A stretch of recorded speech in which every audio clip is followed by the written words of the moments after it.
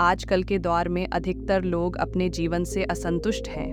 उन्हें लगता है कि मैं ही गरीब क्यों, मैं ही दूसरों से कमज़ोर क्यों हूँ। उन्हें अपने आप में दूसरों के मुकाबले कमी लगती है।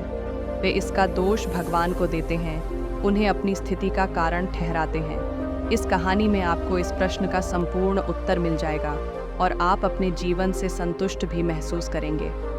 भगवान गौतम बुद्ध की प्रेरक कहानी बहुत समय पहले की बात है। एक गांव में धर्म उपदेश देने के लिए लगे हुए शिविर में भगवान गौतम बुद्ध पहुंचे।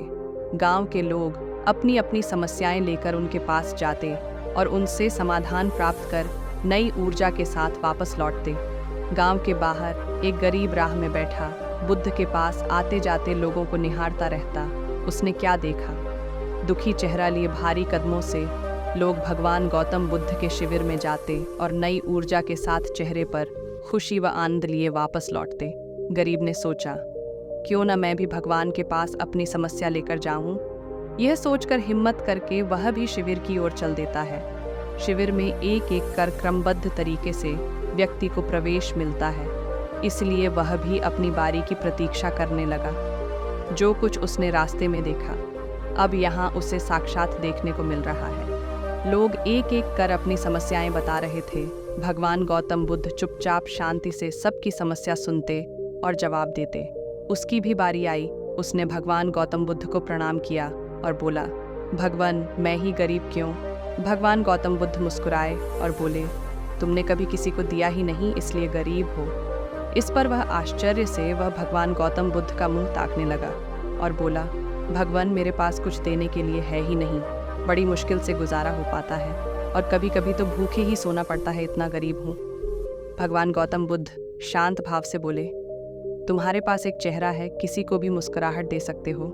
तुम्हारे पास मुंह है, किसी को भी प्रशंसा भरे कुछ शब्द दे सकते हो। जो हाथ तुम्हारे पास है, किसी की भी मदद कर सकते हो। दरअसल जिसके पास में ये तीन चीज़ें हैं, वह भला कैसे गरीब हो सकता है? गरीबी का भाव मन में होता है। मन से ये भ्रम निकाल दो। लोगों को देते जाओ, गरीबी अपने आप ही दूर हो जाएगी। ये बातें सुनकर उस गरीब का चेहरा दमक उठा। उसे अपने प्रश्न का उत्तर मिल चुका है। अब उसके मन से गरीबी का भाव दूर हो गया। इस शिक्षा को जीवन में उतार कर कुछ ही दिनों में उसका जीवन भी खुशियों से भर गया। जीवन की सीख मंदिर में भी लोग जाते हैं तो कुछ न कुछ मांगते रहते हैं और जीवन भर घुट घुट कर रो रो कर समय बिता देते हैं। वे ईश्वर की कृपाओं को कभी कम समझे ही नहीं, जीवन की महत्वता को कभी जाना ही नहीं। इस पर कबीर दास जी ने बहुत बेहतरीन दोहे कहे हैं। आइए पढ़ते हैं और समझते हैं। सबके पल्ले लाल हैं सभी साहूकार, गांठ खोल परखा नहीं या विधि रहा कंगाल।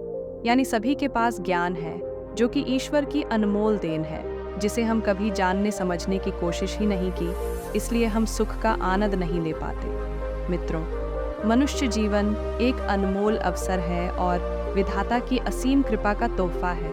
हमारा सर्वप्रथम यह कर्तव्य होता है कि हम उस परम परमेश्वर की इनायतों को समझें, ईश्वर की कृपा को जानने की कोशिश करें। और इसका सबसे आसान तरीका है खुद को समझना। हमारा अस्तित्व क्या है, हमारा लक्ष्य क्या है, हमारे क्या कर्म, अच्छे कार्य है, आदि आदि। उपरोक्त सभी बातों को पढ़कर आज हम यह पूर्णतः समझ चुके हैं कि हमारे पास ईश्वर की दी हुई वो अनमोल तोहफे हैं जिनसे आज मानव नई नई उपलब्धियों को पा रहा है, असीम ऊंचाइयों को छू रहा है। बस ज़रूरत है तो सही मार्गदर्शन की, जो कि आज से मैं इन बातों को अपने जीवन में उतारने की कोशिश कर दी है। आपको बस यह करना है, 1, हर रोज़ अपनी एक कमी को दूर करो, चाहे वह आपका गुस्सा हो या फिर नकारात्मक सोच। जब भी कुछ सोचो तो अच्छा सोचो। 3, अगर कुछ करना का सोचा है तो तब तक उसके पीछे लगे रहो जब तक कि वह काम हो नहीं जाता। 4,